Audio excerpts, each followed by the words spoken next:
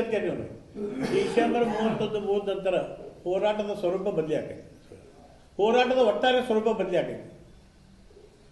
ಅವಾಗ ಅಶೋಕ್ ಪೂಜಾರಿ ಒಬ್ಬ ಅಲ್ಲ ಹೋರಾಟ ಕಾಟಾಚಾರಕ ಸರ್, ಅವಾಗ ಜಿಲ್ಲಾಡಳಿತ ಸರ್ ಹೋರಾಟ ಟೋಟಲ್ ಇದ ಕಾಟಾಚಾರಕ ಐತಿ ನೋಡ್ರಿ 40 ವರ್ಷದ ಹೋರಾಟ ಮಾಡ್ತಾರೆ ಯಾಕಾಗುತ್ತೆ ನೋಡಿ ಇಲ್ಲ ಒಂದು ಇನ್ನೊಂದು ಗೋಕಾಕ್ ಜಿಲ್ಲಾ ಇದು ಬೆಳಗಾವಿ ಜಿಲ್ಲಾ ವಿಭಜನೆ ಪ್ರಕ್ರಿಯೆ ರಾಜಕೀಯವಾಗಿ ಜಟಿಲ ಪ್ರಶ್ನೆ ಐತಿ.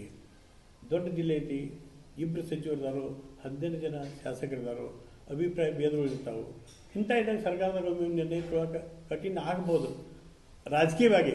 ಅದಕ್ಕೆ ನಮ್ಮ ಮನವಿ ಸರ್ಕಾರಕ್ಕೆ ಏನಂದ್ರೆ ಈ ಜಿಲ್ಲಾ ವಿಭಜನೆ ಪ್ರಕ್ರಿಯೆಯನ್ನು ನೀವು ರಾಜಕಾರಣ ದೃಷ್ಟಿಯಿಂದ ನೋಡಬಾರ್ದು. ಅಕಸ್ಮಾತ್ ಸರ್ಕಾರ ಜಿಲ್ಲಾ ವಿಭಜನೆ ಪ್ರಕ್ರಿಯೆಯನ್ನು ರಾಜಕೀಯ ಹಿತಾಸಕ್ತಿಗೆ ಪೂರಕವಾದಂಥ ತೆರಳಬೇಕನ್ನೋಂಥ ಒಂದು ನಿರ್ಧಾರ, ರಾಜಕೀಯ ಹಿತಾಸಕ್ತಿಗೆ ಪೂರಕವಾದಂಥ ನಿರ್ಣಯ ಇತ್ತಂದ್ರೆ ಅದನ್ನು ನಾವು ಭಾಳ ಉಗ್ರವಾಗಿ ಖಂಡಿಸ್ತೀವಿ. ಇಲ್ಲ ನೋಡಿ ಅಲ್ಲ ಹಂಗಲ್ಲ ನಾ ಹೇಳ್ತೀನಿ. ಸರ್ಕಾರದ ಮನಸ್ಥಿತಿ ಹೇಳ್ತಾನು, ದೊಡ್ಡ ಜಿಲ್ಲೆ ಐತಿ, ಇಲ್ಲಿ ಒಂದು ಜಿಲ್ಲಾ ರಚನೆ ಮಾಡಿ ವಿಭಜನೆ ಮಾಡಿ 1-2 ಜಿಲ್ಲಾ ಮಾಡಿದ್ರೆ ಉಳಿದವರು ಯಾರಾದ್ರೂ ನಮ್ಮ ಮೇಲೆ ಸಿಟ್ಟು ಆದಾರಲ್ಲ ಅನ್ನುವಂಥ ಮನಸ್ಥಿತಿ ಸರ್ಕಾರಕ್ಕೆ ಇದ್ರೆ ಅದು ಅತ್ಯಂತ ತಪ್ಪು ನಿರ್ಣಯ ಮತ್ತು ಖಂಡನೀಯ.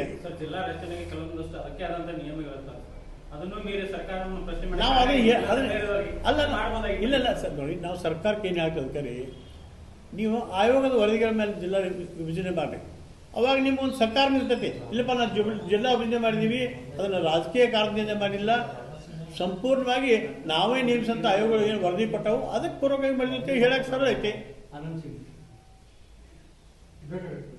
ನಿಮ್ಮಲ್ಲಿ ಏನೈತಿಲ್ಲ ರೋಷ ಅದ್ರ ನೋಡ್ಕೊಟ್ಟ ಅದ ಸರ, ದಯವಿಟ್ಟು ತಾತ್ಕಾಲಿಕವಾಗಿ 4 ದಿವಸ ಕ್ಷಮ ಇಡ್ಲ. ನೀವು ಪ್ರೆಸ್ ಮೀಟ್ ಕರೆದ್ರದ ಅಲ್ಲ ಸರ್, ಈಗ ಒಂದು ನಿಮಿಷ ಅಲ್ಲಲ್ಲ, ನೀವು ಪ್ರೆಸ್ ಮೀಟ್ ಕರೆದ ಹೋರಾಟಕ್ಕೆ ಹೊರಗಡೆ ಎಲ್ಲರೂ ಬಂದಾಗ ಅದ್ರೊಳಗೆ ಎಲ್ಲಕ್ಕಿಂತ ಮೊದಲು ನಾನ ನಿಂದಿರ್ತದೆ. ಪ್ರಶ್ನೆನೇ